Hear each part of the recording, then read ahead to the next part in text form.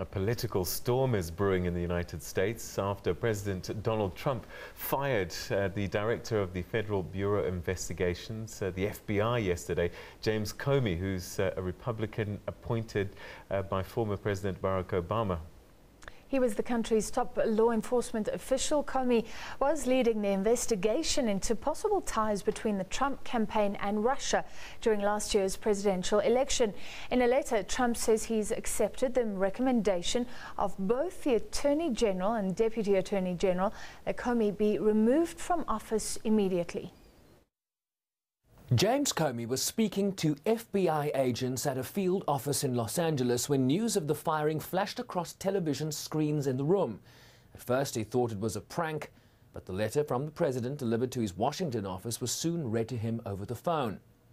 In it, the president says that while he greatly appreciates Comey informing him on 3 separate occasions that he was not under investigation, he nevertheless concurred with the judgment of the Department of Justice that Comey was not able to effectively lead the Bureau.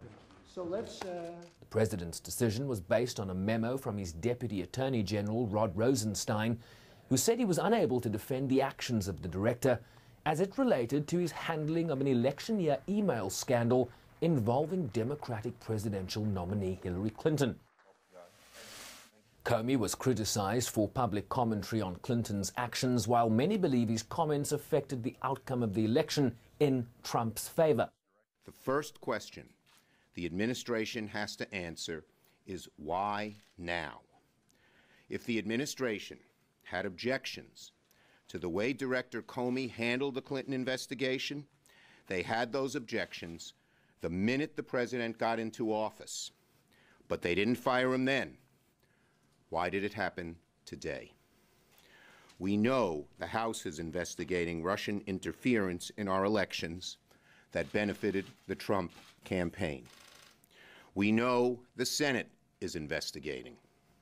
We know the FBI has been looking into whether the Trump campaign colluded with the Russians, a very serious offense. Were these investigations getting too close to home for the president? Analysts have compared Comey's sacking to the 1973 firing by then-President Richard Nixon of a special investigator probing the Watergate scandal. In politics, timing almost always has something to do with it, and the question is what? And so certainly contact with Russia could be a reason.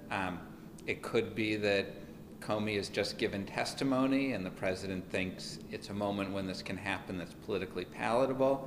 It could be that the investigation is uncovering something uncomfortable, or it could be that the Department of Justice has finally had time to prepare a memo and send it to the president, and that whenever this happened, there would have been other events that would have led us to ask questions.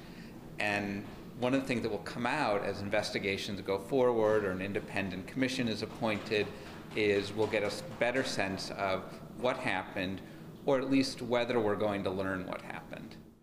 The White House has defended the president's actions. I also find it interesting that the same individuals who are out there making these statements on the other side of the aisle are the same people, including the minority leader, who said very clearly just a few months ago, I have lost confidence in the attorney and in the FBI director. So the same people from Nancy Pelosi to Chuck Schumer and Adam Schiff over and over again questioned his ability to effectively lead the FBI.